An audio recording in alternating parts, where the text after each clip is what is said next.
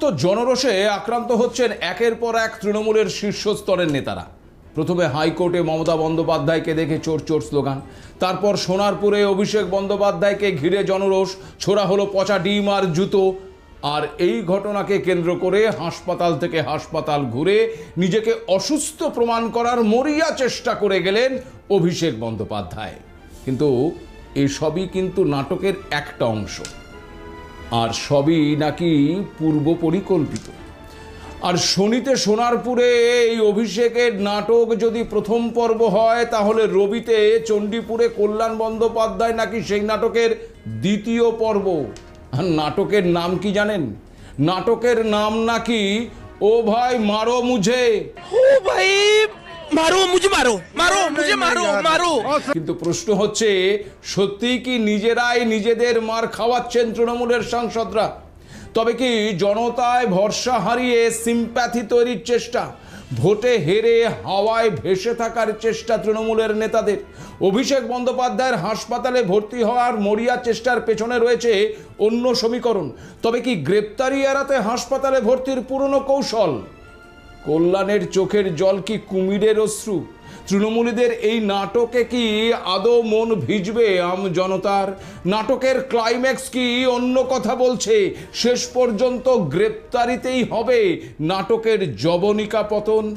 নমস্কার, আপনারা দেখতে শুরু করেছেন এডিটার্স ডায়েরি। আমি ভাস্কর দত্ত আপনাদের আরও একটি নতুন এপিসোডে স্বাগত জানাই।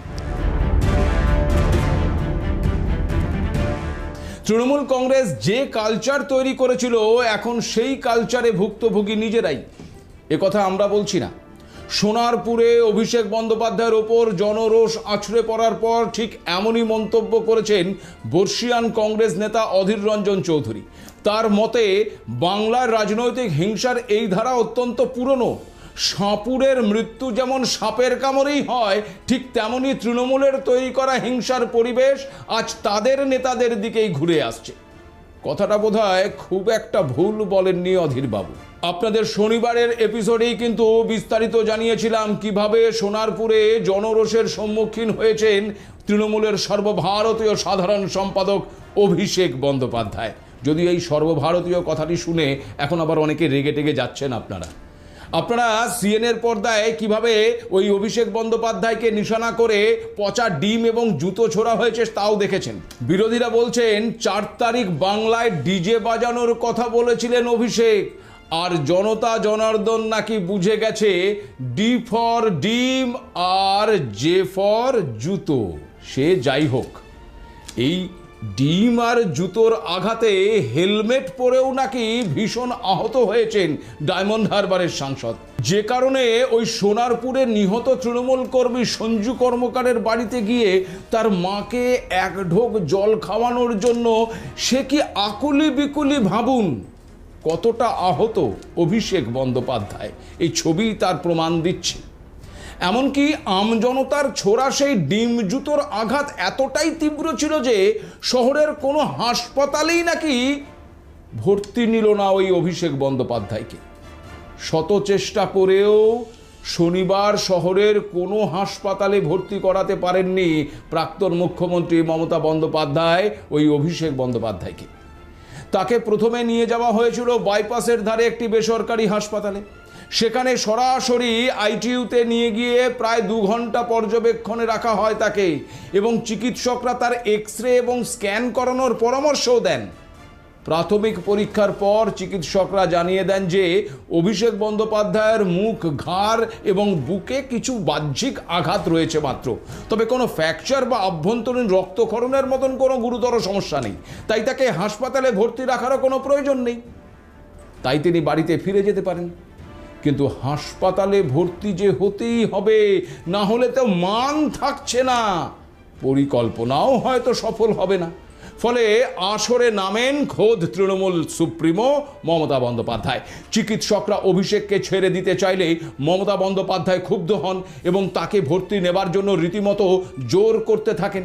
এরপরেও হাসপাতাল কর্তৃপক্ষ রাজি না হওয়ায় মমতা বন্দ্যোপাধ্যায়কে তীব্র অসন্তোষ প্রকাশ করতে দেখা যায়। ওই বেসরকারি হাসপাতালকে বিজেপি ঘেঁষা বলে কটাক্ষও করেন তিনি। শোনা যায় হুমকি দিতেও তাতেও কাজ না হওয়ায় শেষমেশ অসন্তুষ্ট হয়ে তিনি নিজেই অভিষেক বন্দ্যোপাধ্যায়কে রেফার করে দেন। সেই চিরাচরিত রেফার রোগ সিস্টেম, গত 15 বছর যেই রেফার রোগের জন্য সাধারণ মানুষ বেঘরে মরেছেন, এবার নিজেই অভিষেককে রেফার করে নিয়ে গেলেন বেলভিউয়ে।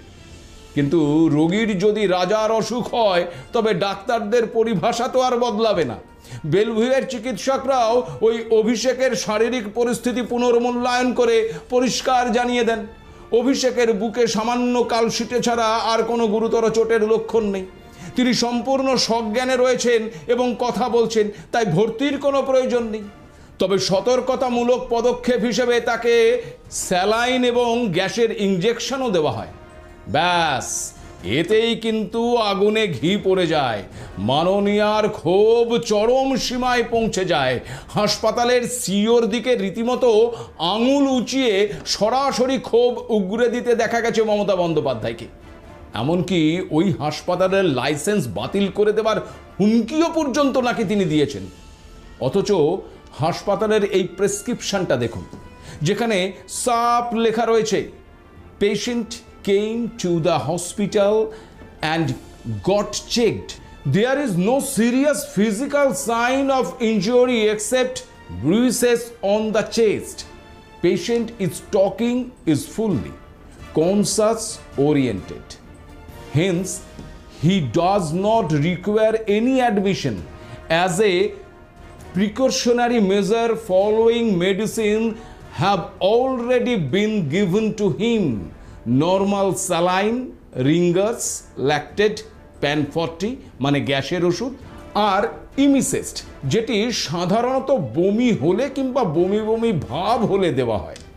আর দেওয়া হয়েছে কি? ডায়নাপার একিউ, এটা ওই ব্যথা বা ফোলা কমানোর একটা ইনজেকশন।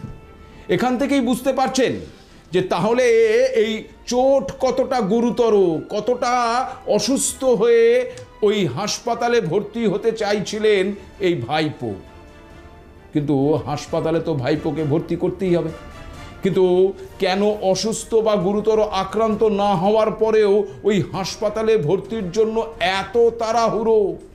হাসপাতালে ভর্তি হওয়ার মতন পরিস্থিতি না হলে তাকে হাসপাতাল ভর্তি রাখবে কেন? এখন আবার শোনা যাচ্ছে যে রাহুল গান্ধী নাকি বলেছেন কলকাতার কোনো হাসপাতালে যদি চিকিৎসা পেতে সমস্যা হয় তবে তিনি অভিষেক বন্দ্যোপাধ্যায়কে হায়দ্রাবাদে বা অন্য কোনো উন্নত চিকিৎসা কেন্দ্রে স্থানান্তরিত করার ব্যবস্থা করতে পারেন। কিন্তু প্রশ্ন হচ্ছে যে ডিম আর জুতোর আঘাতে কি সত্যিই এতটা গুরুতর যে হাসপাতালে ভর্তি হতেই হবে অভিষেককে? নাকি গোটা ঘটনাটাই ওই সিআইডির হাত থেকে বাঁচার একটা গেম প্ল্যান? ঠিক যেমনটা অতীতে কালীঘাটের কাকু, অনুব্রত মণ্ডল থেকে শুরু করে পার্থ চট্টোপাধ্যায়, মদন মিত্র সহ অনেকেই করে গেছেন। সেই পুরনো গেম প্ল্যান তদন্তকারীদের কাছে হাজিরা না দেওয়ার মরিয়া অপচেষ্টা। সে কারণেই কি সিআইডি হানার ঠিক পরেই নিহত তৃণমূল কর্মীর বাড়িতে যাওয়ার পরিকল্পনা ওই সর্বভারতীয় তৃণমূল কংগ্রেসের সাধারণ সম্পাদকের? না হলে এতদিন তিনি কোথায় ছিলেন? এতদিন একবারও তার কেন সময় হলো না? দেখা করতে প্রায় 1 মাস কেন লেগে গেল? পুরোটাই কি তবে একেবারে পূর্ব পরিকল্পিত? গ্রেপ্তারি এড়াতেই কি এমন নাটক শুরু করেছেন অভিষেক বন্দ্যোপাধ্যায়? আর নাটকের নাম কি? ও ভাই মারো মুঝে। ओ भाई मारो मुझे, मारो मारो मुझे, मारो मारो। সেই নাটকের আর এক অন্যতম কুশীলব বর্ষিয়ান তৃণমূল সাংসদ কল্যাণ বন্দ্যোপাধ্যায় নয় তো? শেষ পর্যন্ত গ্রেপ্তারিতেই হবে না তো এই নাটকের জবনিকা পতন? বলবো সে কথা, তবে ফিরছি একটা ছোট্ট বিরতির পর, সঙ্গে থাকুন। জনার্দনের ডিম আর জুতোর আঘাতে আহত ভাইপোকে দুটি হাসপাতাল ভর্তি না নেওয়ায় তৃণমূল সুপ্রিমো মমতা বন্দ্যোপাধ্যায় 2 হাসপাতালকেই অমানবিক বলে আখ্যা দিয়েছেন। সাধারণ মানুষকে এই হাসপাতালগুলো বয়কট করার আহ্বান জানিয়ে তিনি আবার হুঁশিয়ারি দিয়েছেন যে যদি অভিষেকের রক্ত জমাট বাঁধা বা অন্য কোনো অভ্যন্তরীণ সমস্যা দেখা দেয় তবে ওই 2 হাসপাতাল কর্তৃপক্ষ কিন্তু দায়ী থাকবে। বুঝুন অবস্থাটা। ক্ষোভের একেবারে চরম সীমায় পৌঁছে গেছেন মমতা বন্দ্যোপাধ্যায়। আসলে দেখুন, ক্ষোভ বা রাগ হবার কিন্তু একটা কারণ রয়েছে। প্রথমত, তদন্তকারীদের গ্রেপ্তারি বা হাজিরা এড়াতে আপাতত একটা হাসপাতালের স্থায়ী বেড ভীষণ দরকার। আবার অন্যদিকে সোনারপুরের ও ভয় মারো মুঝে নাটক সফলভাবে মঞ্চস্থ করার পরিকল্পনাও বিফলে চলে যাচ্ছে। এখানে আপনাদেরকে একটু জানিয়ে রাখি যে শেষ খবর পাওয়া পর্যন্ত সোনারপুরের ঘটনায় ইতিমধ্যে 5 জনকে গ্রেপ্তার করা হয়েছে এবং আরও 2 জনকে পুলিশ আটকও করেছে। জানা যাচ্ছে ওই ধৃতদের মধ্যে নির্মল সেনগুপ্ত, দেবাশিস দত্ত, আকাশ গায়েন এবং তপন মাইতি অন্যতম। আর স্থানীয় বাসিন্দারা এবং ধৃতদের পরিবারের দাবি অনুযায়ী এরা প্রত্যেকেই এলাকায় সক্রিয় তৃণমূল কর্মী। মজার বিষয় হলো, এই ধৃত যুবকরা সোনারপুর দক্ষিণ বিধানসভা কেন্দ্রের প্রাক্তন তৃণমূল বিধায়ক ওই লাভলি মৈত্রের অত্যন্ত ঘনিষ্ঠ অনুগামী হিসেবেই নাকি এলাকায় পরিচিত। এমনকি যে নিহত কর্মী সঞ্জু কর্মকারের বাড়িতে ওই অভিষেক বন্দ্যোপাধ্যায় গিয়েছিলেন, সেই সঞ্জুও ওই লাভলি মৈত্রের অত্যন্ত কাছের লোক ছিলেন বলেই জানা যাচ্ছে। পুলিশ সূত্রে দাবি, মূলত অভিষেককে জামা টেনে ধরে মারধর করেছিলেন ওই 5 জন বলে এই একেবারে ভিডিও ফুটেজে শনাক্ত করা গেছে। আকাশ গায়েন মৃত তৃণমূল কর্মীর পরিবারের অত্যন্ত ঘনিষ্ঠ বলেই তদন্তে উঠে এসেছে। আকাশই নাকি প্রথমে অভিষেকের ওপর হামলা চালায় বলে ভিডিও ফুটেজে শনাক্ত করা গেছে। আকাশকে এই কারণে দফায় দফায় জেরা করা হচ্ছে। অথচ অভিষেক শনিবারই মার খেয়ে বলেছিলেন পুরোটাই নাকি বিজেপির কাজ। বুঝুন, প্রশ্ন হচ্ছে, যে জায়গায় কিছুদিন আগে পর্যন্ত তৃণমূলের ব্যাপক দাপট ছিল, সেখানে রাতারাতি এত বিজেপি কর্মী এলেন কোথা থেকে? অনেকেই বলছেন পালা বদলের পর রাতারাতি তৃণমূল থেকে বিজেপি হয়ে নিজেদের বিজেপি কর্মী বলে পরিচয় দিয়ে ঘুরছেন নাকি অনেকেই। ফলে এর পেছনে তাঁদেরও কারো কারো হাত থাকতে পারে বলেই কিন্তু মনে করছে এলাকার বিজেপি কর্মীরা। নিন্দুকেরা একে অবশ্য সেম সাইড গোল বলে কিছুটা খোঁচা দিচ্ছেন বটে। বলছেন এ যেন সেই ভাইরাল মিম, ও ভাই মারো মুঝে মারো। ओ भाई मारो मुझे मारो मारो मुझे मारो मारो। আর এই নাটকের অন্যতম আরেক কুশীলব বর্ষিয়ান তৃণমূল সাংসদ কল্যাণ বন্দ্যোপাধ্যায়ের হাত ধরে সূচনা হয় নাটকের ইন্টারভেলের পরের পর্বের। রবিবার নির্বাচন পরবর্তী হিংসায় দলীয় কর্মীদের গ্রেপ্তারের প্রতিবাদে হুগলির চণ্ডীতলা থানায় তৃণমূলের একটি প্রতিনিধি দল নিয়ে ডেপুটেশন দিতে গিয়েছিলেন এই কল্যাণ বন্দ্যোপাধ্যায়। তিনি থানার সামনে পৌঁছতেই সেখানে উত্তেজিত জনতা তাকে লক্ষ্য করে কালো পতাকা দেখাতে শুরু করে, আবার সেই চোর চোর স্লোগান দিতে শুরু করে। ক্যামেরায় অবশ্য এরপরেই নিখুঁত অভিনেতার মতন তাকে রাস্তায় শুয়ে পড়তে দেখা যায়। একেবারে মাথা ধরে শুয়ে পড়েন কল্যাণবাবু। সাংসদ কল্যাণের অভিযোগ, তিনি হেঁটে আসছিলেন আর সেই সময় নাকি জনা 5-6 জন তাকে লক্ষ্য করে ঢিল বা ডিউস বল ছুঁড়েছে, আর সে কারণেই নাকি তিনি পড়ে যান। আহত সাংসদকে আবার কাঁদতেও দেখা যায়। যদিও সমস্ত ভিডিও ফুটেজে কল্যাণের মাথার পেছনে সর্বক্ষণ কাউকে না কাউকেই কাপড় ধরে থাকতে দেখা গেছে, কিন্তু সেই কাপড়ে কোনো রক্তের দাগ দেখা যায়নি। তবে এই ঘটনার পর কল্যাণের একটি বিতর্কিত মন্তব্য কিন্তু ফের চর্চায় এসেছে।